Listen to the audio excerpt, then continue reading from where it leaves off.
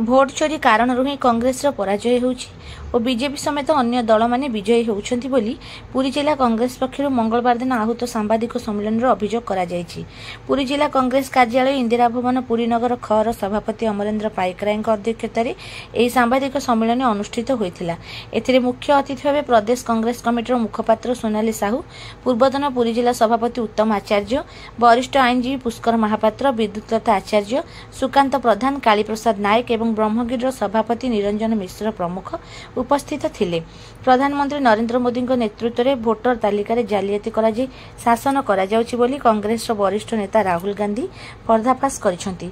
पुरी सहर पेंठकटे तेलुगु संप्रदायर 25,000 ऊर्ध्व भोटर अछंती। निर्वाचन समय आंध्र प्रदेश भोटर आसी पुरी रे भोट देउछंती एवं पुरी भोटर मध्य आंध्र प्रदेश को जाई सेठारे भोट देउछंती। एही बळी भाबरे भोटर तालिका को जालियाती करथिबा प्रधानमंत्री नरेंद्र मोदी शिशुपाल राजनीति करबा छाडंतु बोली नगर ख सभापति अमरेंद्र पाइकराय गणमाध्यम को निजर प्रतिक्रिया कहिसेंती। प्रधानमंत्री नरेंद्र मोदी एभली राजनीतिर राहुल गांधी पर्दाफाश करिसेंती। एहा उपरे दृढ़ कार्यानुष्ठान नियाचै केंद्रर मोदी सरकार को खूब शीघ्र गादीच्युत कराजिबो बोली कहिबा सहित ओडिसा रे भोट चोरी बीजेडी मजबूरी एवं बीजेपी और निर्वाचन आयोगर चाटुकारी बोली कहिसेंती राज्य पीसीसी मुखपात्र सोनाली साहू।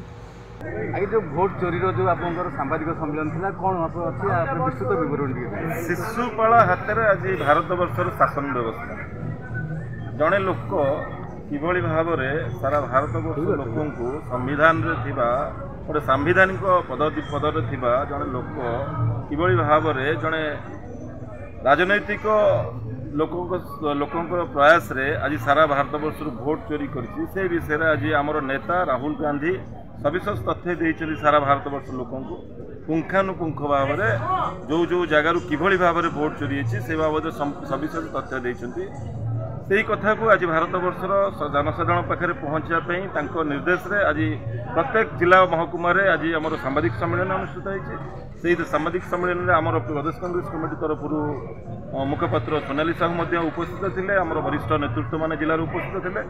आज किभली भाव में भारत वर्षर लोकंर भोट किभली भाव में चोरी करी प्रधानमंत्री आज प्रधानमंत्री शिशुपाल आज शासन व्यवस्था तेणु से जन शिशुपाल भारत वर्ष लोक किभली भाव में मिछ कथा कही मिछ प्रतिश्रुति दे जो भली भाव में शासन व्यवस्था को आसछंती से शासन व्यवस्था जो लुटी भोट लुटिकी जो शासन कर डकायत करी जो शासन व्यवस्था को आसछंती ता परिप्रेक्षी आज आम सामाजिक सम्मेलन अनुष्ठित।